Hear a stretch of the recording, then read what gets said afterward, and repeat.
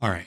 Obviously, the very big story lately, you've probably all seen the headlines, is how Elon Musk might be faking his Path of Exile 2 gameplay. If we're being completely honest here, he's obviously faking it. But with every single major video game outlet and commentator giving their opinions, I wanted to weigh in myself and see if I can't do a sort of much more comprehensive top down overview, because I think a lot of people are fixating on individual aspects of the story without looking at the broader picture. Obviously, the title is a little bit extreme, I'll admit that, but what exactly should you call it when the world's richest businessman, who's supposedly going to send the human race to Mars with his various companies, also happens to have the incoming president's overwhelming favor as he gets appointed to official positions in government reform for the most powerful nation on Earth?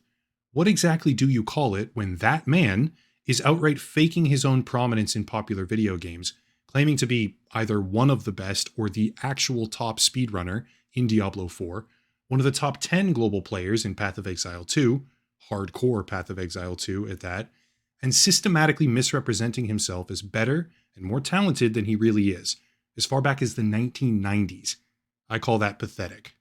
Here's the thing, to properly explain just how sad this whole saga actually is, we need to start at the very, very beginning, and we need to cover a number of different games because the most recent accusations of faking his Path of Exile 2 progress by using an account that someone else has progressed for him, despite those accusations being the most immediate and the most damning by far. The most recent accusations from Path of Exile 2, they don't actually tell the full story, not by a long shot. To really get inside the mind of Elon Musk, supposed master of gaming, business genius, political revolutionary, tech mogul, and internet troll, we have to start by talking about Quake. I'll get there to Path of Exile 2, but as the controversy picked up steam, old clips began surfacing rapidly, where Elon Musk had said things like this.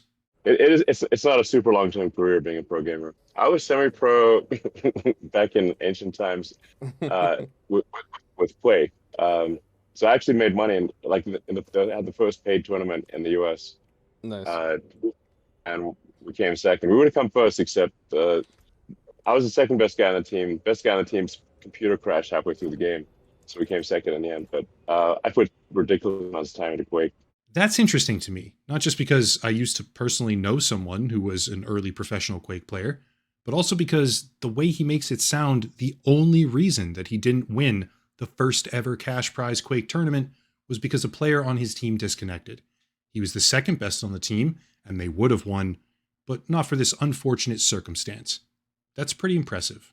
Just to underscore that point, here's a clip on Lex Friedman where Elon Musk reiterates that he was maybe one of the best Quake players in the world. And I'm pretty, admittedly I'm 52, so my reflexes are not what they used to be, but I have a lifetime of playing video games. At one point I was, maybe one of the best Quake players in the world. I actually won money in what I think was the first paid esports tournament in the US. Well, just to provide a little bit more context now, the early Quake scene, at least from a tournament perspective, is very difficult to analyze. There's not a whole lot of documentation about whatever this team event might have been. And sure, you can find fragments of testimony here and there from anonymous accounts on various gaming forums actually corroborating that Elon Musk was part of a runner-up team in some sort of early event. But the thing I want to focus on is his repeated claim that he was one of the best Quake players in the world. Let's talk about that. As much as the very early Quake tournament scene is incomplete in its documentation, other parts of Quake history are carved in stone. And one of those indisputably historic moments was a tournament called Red Annihilation, where the grand prize was a brand new red Ferrari. This is like video game bedrock history back in the day, where 1,900 initial contestants slowly chipped away to reveal the final winner, Dennis Fong, aka Thresh, who would be immortalized as, quote, the world's first professional gamer, which is a hell of a title. Here's where it gets funny though. I couldn't find any evidence whatsoever that Elon Musk competed during Red Annihilation, which was very clearly the pinnacle Quake esports event of the time period, for anyone even remotely capable of having a shot at it. But going further, during an interview with DJ Wheat, former CEO of Twitch, in 2020, Dennis Fong, aka Thresh, the first ever widely recognized professional Quake player, had this to say at roughly 33 minutes in, specifically mentioning Elon Musk by name. Well, actually, I mean, it was funny. Like Elon Musk, he's known as a huge gamer. We used to play in the same Quake server. Yeah.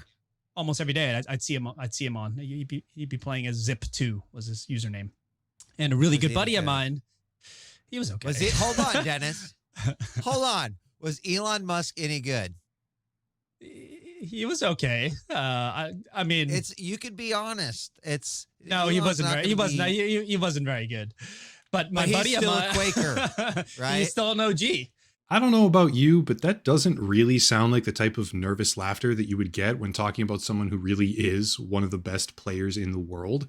That sounds like the type of chuckle you give when you know that the player's dog shit, but they're also the richest person on the planet, and you don't really want to piss them off or just outright insult them. So you keep saying, he was okay, before finally laughing and admitting, no, he was not very good. Contrary to the public persona that Elon Musk puts forward now with regards to his gaming accolades, no. No, he was not one of the best Quake players in the world, not even close.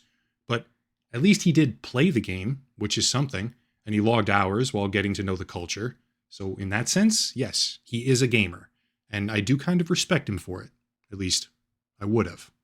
Jumping forward through time, we get to our next example of Elon the Gamer, which is Elden Ring. And I have to preface things right now. This is where I genuinely sort of respected him. Of all the information I looked at while making this video, Elden Ring is where I looked at the guy and thought, I don't know, yeah, that's maybe kind of relatable. He's just a guy having fun, appreciating video games, and that's pretty cool. Sadly, that feeling was extremely short-lived, but here's what happened. In 2022, Elon Musk replied to someone on Twitter, someone who said that they were struggling with Mage while playing Elden Ring, which is arguably one of the best games ever released at this point, at least in my view, and that they would appreciate his wisdom, with big air quotes around the word wisdom there. Yeah, he responded by giving a few tips and posting a screenshot of the build that he uses, which seemed, without mincing words here, like total garbage. But at the very least, it felt like a legitimate thing that he probably came up with himself. The stats were completely botched. The choice of equipment was ridiculously bad, and even from the perspective of someone who isn't an expert when it comes to Dark Souls or prerequisite From Software games before Elden Ring, the way he built the character was comedic. 2 shields in the same hand at the same time, also they're both physical, while fat rolling, which is probably the worst way that you could ever progress through a Souls-like because you decrease your iframes, which is something even a novice player would immediately realize. And he had somehow leveled to over 100 while at the same time having an item that gives him the strength required to use Moonveil, which is a broken weapon when the game first came out, but choosing to never put the few points required directly into strength, instead focusing completely on intelligence for some reason, which is one of the most dysfunctional ways that you could build a mage character. It's like a child that doesn't have any actual high-level gaming experience. You're not mad at them, obviously. At least they're having fun. You can't be mad at them.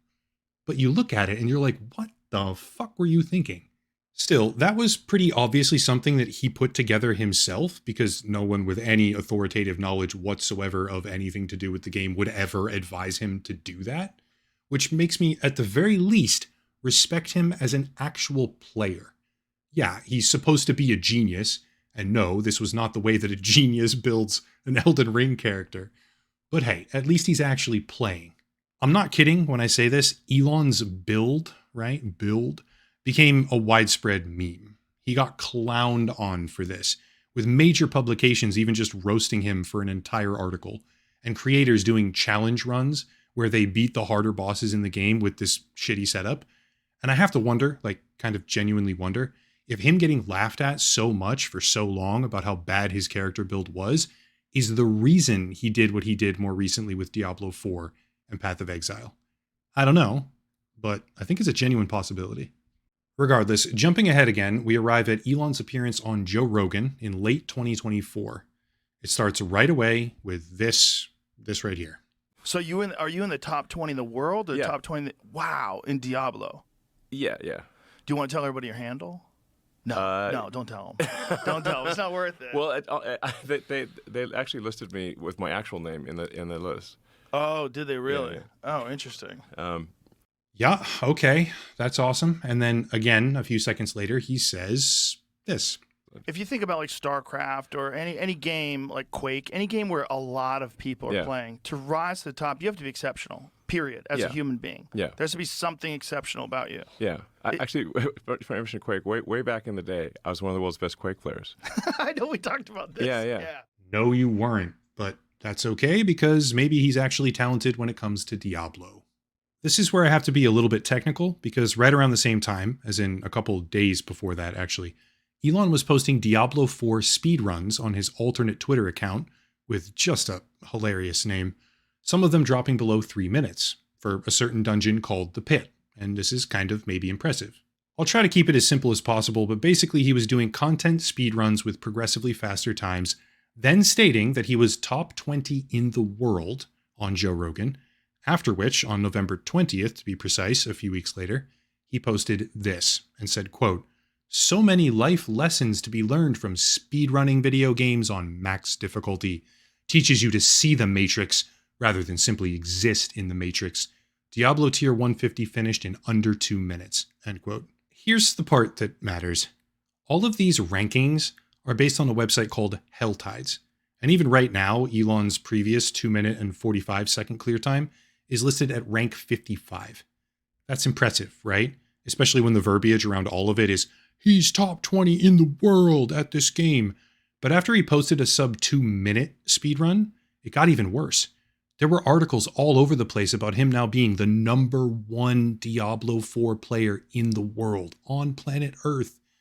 But what happens when we look at the actual full picture? Contrary to what it sounds like, Diablo 4 doesn't have rankings like that.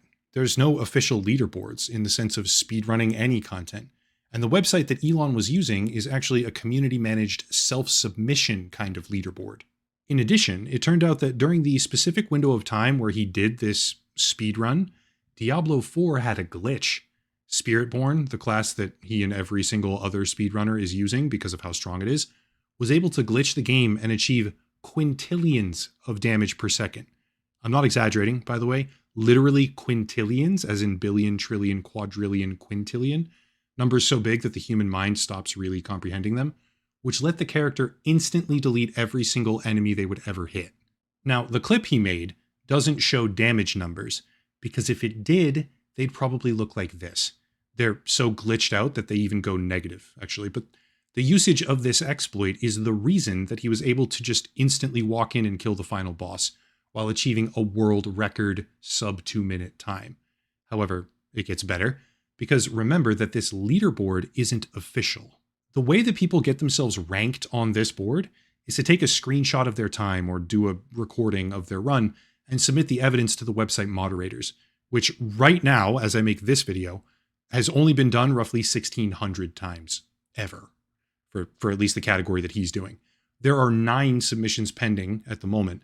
But back when Elon was talking about this stuff, back when he was doing it as the number 1 player in the world, there were only 800 submissions. If you really think about what that means, the picture sort of necessarily changes, doesn't it? Elon Musk wasn't number 1 in the world, let's clarify. He was the fastest submitted time to this website where only 800 clips had even been submitted ever at all.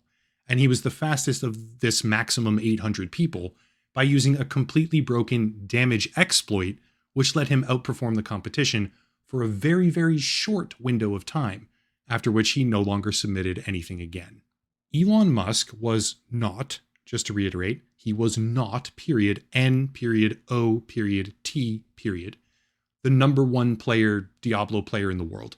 He was the fastest of a minuscule self-reporting sample size for a non-official leaderboard, speedrunning one type of dungeon using an openly broken exploit for a tiny sliver of time, when not even a fraction of 1% of the game's player base even competes. That's it. Let me just hammer this point home because I think some people are probably going to miss the point, and I don't think that they should miss the point. So let's say I play League of Legends or Counter-Strike or any sort of round-based game, Marvel Rivals, any sort of round-based game.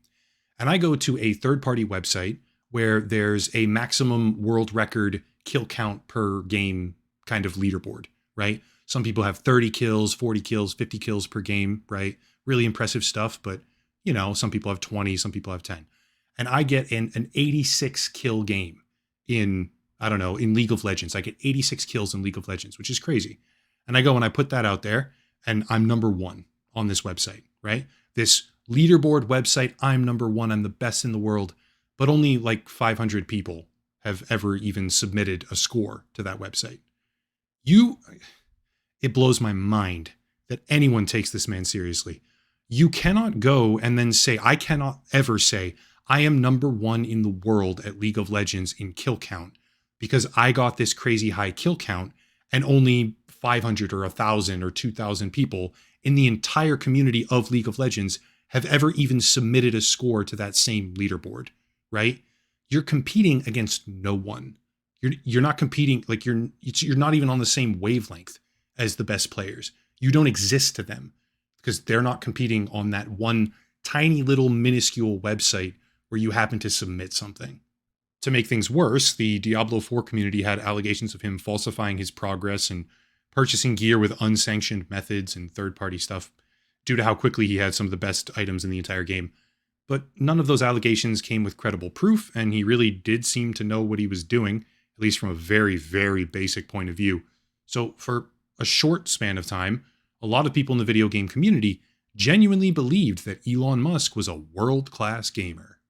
Unfortunately for him, all of that would come crashing down when he tried to pass himself off as a top 10 hardcore Path of Exile 2 player and just completely destroyed his own credibility. This is where I have to reference another creator because they were the ones that sparked the whole thing off with a very detailed analysis, and that person is Quinn69. There's a detailed video on his channel linked down below, which really just showcases how Elon Musk, and at least some of his gameplay, was openly using an account that he did not and could never have leveled himself. However, the sheer hubris of how he acted and what he decided to do goes quite a bit beyond the single performance, so I'm just going to list off some of the things that happened here, which turned him into a complete joke of a person. First, while displaying absolutely zero spatial awareness and boss mechanical knowledge, he had supposedly farmed 9 citadels in less than the first 2 weeks of the game being live. A lot of people watching this probably don't know what that means, but to put it very simply, it did not happen, he's full of shit. Next, he not only had 1, but 2 different top 100 characters on the hardcore ladder, one of them at rank 59 called Kekius Maximus, which was level 94, and then the other at rank 7 called Perseverance, and Quinn's video has way more detail about why. But when demonstrating himself playing these characters, it was literally like watching a kid with next to zero game knowledge, misusing, misclicking, and misunderstanding fundamental and very basic in-game mechanics that no player ever, with the ability to legitimately get a character to rank 7 globally, and this is a real leaderboard, not a joke garbage leaderboard that doesn't mean anything like the Diablo stuff. This is a real one that actually ranks everybody. No person that legitimately can do anything at that level would ever be screwing up like him and acting like him ever. Want more? Okay. He logged in and was testing a stream with Starlink while fighting the Arbiter, which is a pinnacle endgame content boss. And when that character died, it was revealed that the name was Monk E Business, which was a character from the Hong Kong region primarily, where the trade messages allegedly defaulted to Mandarin characters. And with his most recent top 10 account, the account was online and grinding content actively while Elon was having a live broadcast with Alice Weidel, who is a co-chair of the AfD, which is a right-wing populist political party in Germany. Elon was mousing over gear that he was wearing on his character, saying things like, it's low level and not the best, or due for an upgrade, when the gear that he was showing is so good, you can't even buy it on like the entire player trading marketplace. Items as good as the ones that he was wearing almost don't even exist. And yet he was talking about how they maybe weren't the best, which just, frankly, it's impossible for someone who legitimately understands the game at even a mediocre level to be saying the things that he was saying. Elon Musk went from pretending to be one of the best players in the world at Quake, when he simply wasn't, to showcasing his own Elden Ring build, which got him universally laughed at. And then suddenly, he's a rank 1 Diablo player with a sample size of 800 people, using a short-lived infinite damage exploit, and pretending to be top 10 in the world for a high-profile game like Path of Exile, hardcore, in such a pathetically inauthentic and unbelievable way that the entire community just openly and immediately sees what's really happening and laughs at him. Capping the whole thing off, as if it could possibly get any worse, after being called out by practically everyone, more specifically though Asmongold, who did a video about the whole situation, Elon just lost it. He started bragging about how he's played with the world's best players, even leaking private messages with Asmongold as some sort of counterattack, after openly stating that Asmongold has to ask his boss for permission before he can do anything, because Elon somehow read that Asmongold has a video editor who makes content out of the live streams and posts it to the YouTube channel, and took that to mean that the video editor, who is an employee of Asmongold, is somehow his puppet string pulling boss. It's hard to express at this point just how stupid this man has exposed himself to be. Not only is he insecure in his own video game accomplishments to a point he will violate the terms of service for high-profile titles to falsify said accomplishments. Grinding Gear Games legitimately needs to ban him, by the way. What he's doing is very clearly against their terms. But not only that, he lies about his own status and then fundamentally misunderstands the most basic, child-level concepts, right down to the idea that the person criticizing him is being governed by a video editor. He even went and temporarily took away the verification checkmark on Asmongold's Twitter account, like a temper-driven toddler. And when I look at everything in context, I think owning Twitter literally broke his brain. Having that many millions of people constantly sucking up to you for ad revenue all day, every day on social media, and then going full terminal online mode like he has, somehow like fused new pathways in his brain, which turned him erratic, insecure, and just, I don't know, completely out of touch. It's sad. In the end, the world's richest man is also a serial fabricator of accomplishments for multiple of gaming's most notorious titles, while he lashes out and doubles down, refusing to acknowledge that paying someone else to do things for you does not actually award you those achievements. He obviously thinks it does, but I think at this point Elon Musk has comfortably earned himself the title of the biggest and most hilariously out of touch fraud in gaming history. That's it. If you support the channel, check out the links down below. A special VPN deal, of course, locals and Patreon for monthly memberships, merchandise, social media, etc., etc. But I'll cut it there and stop rambling. Actually, final note. At this point, I'd be curious if anyone out there genuinely still thinks of him as a genius. Like, for real. Do you? Does anyone look at this man and say, wow, that's a genius? Because like that illusion, that mirror is shattered for me. Anyway, as always, thank you all for watching. Question everything and have a nice night.